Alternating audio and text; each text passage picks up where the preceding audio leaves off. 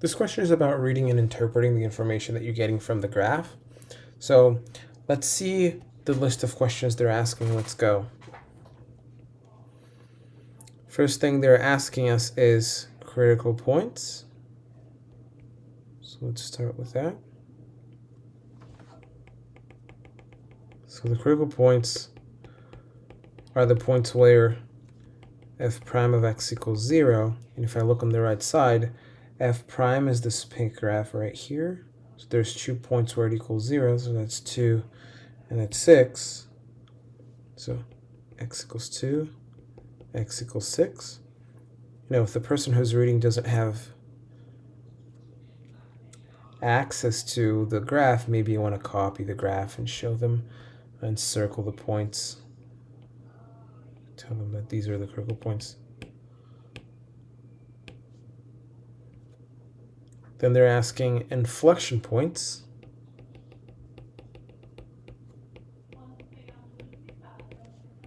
Inflection points are the points where the second derivative changes sign. If you look at the blue graph, you see that this is the second derivative, the blue graph.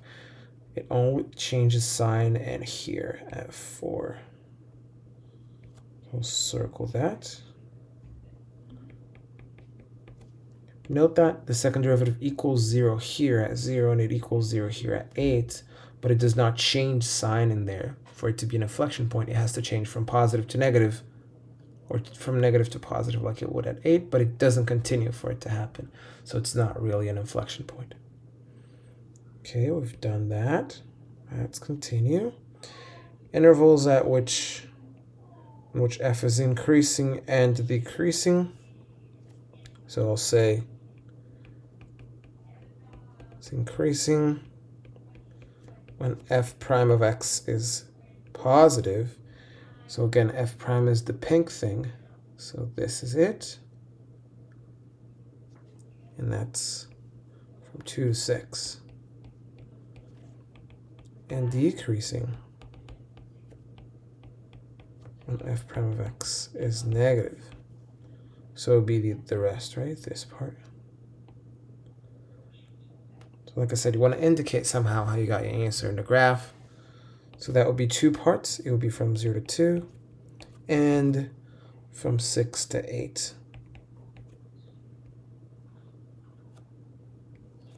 What else do we have? They want to know intervals of concavity. So intervals of concavity will be when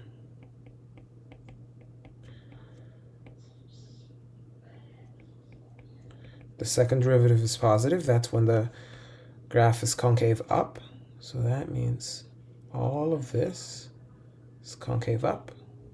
So that's 0 to 4. And it's concave down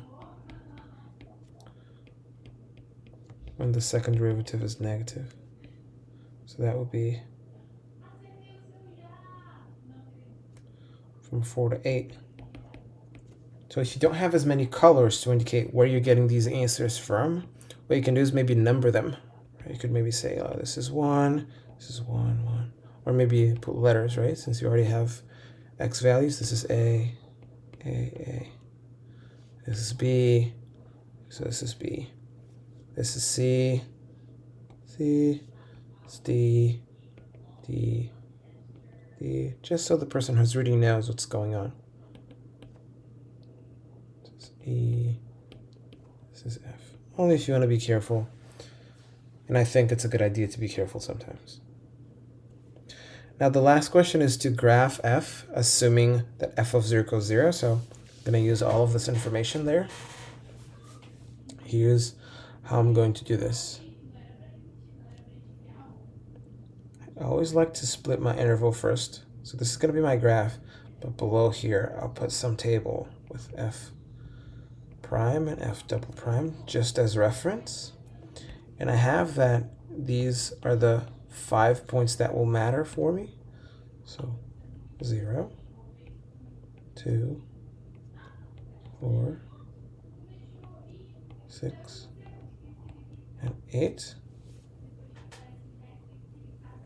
So let's gather the data there. This is increasing from 2 to 6, so this means 2 to 6.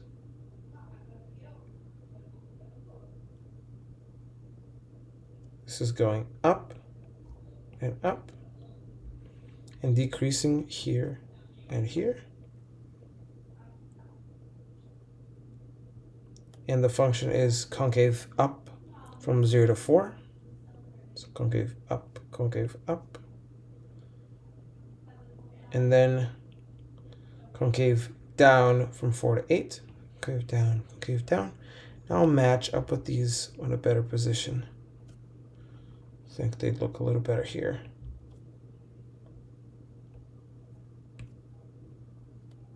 And now I want to match all this information to do my graph. So starting from 0, because they told me that,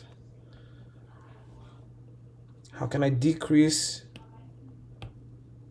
Let me put the markers to 2, 4, 6, and 8. How can I decrease being concave up? The only chance for me is to do like this, and then increase still concave up, so like this, and then keep increasing but now concave down, right? Keep increasing but now concave down, so like this, and now decrease and stay concave down, so like this. Okay, so these are the coolest points, is the most important list of points, right? The critical points, the inflection points, interval of increase, and intervals of concavity to graph this function as accurately as possible.